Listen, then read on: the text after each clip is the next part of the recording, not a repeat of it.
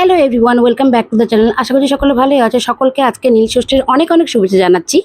আজকে কে কে উপোস করেছো বলো তো? আমি তো উপোস করি প্রত্যেক বছর, তাই জন্য আগেই গঙ্গায় স্নান করতে যাই। আর গঙ্গায় স্নান টান সেরে উঠে গঙ্গার ওপরেই দুটো শিবলিঙ্গ রয়েছে।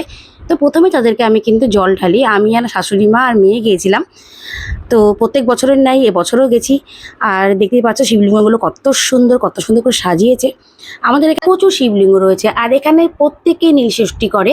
শ্বশুর বাড়ি যবে থেকে এসেছি তবে থেকে দেখে আসছি, কিন্তু আমাদের ওইদিকে মানে বাবার বাড়ির ওইদিকে কিন্তু এই ষষ্ঠীটা নেই। তো ওইদিকে দেখি না কাউকে করতে।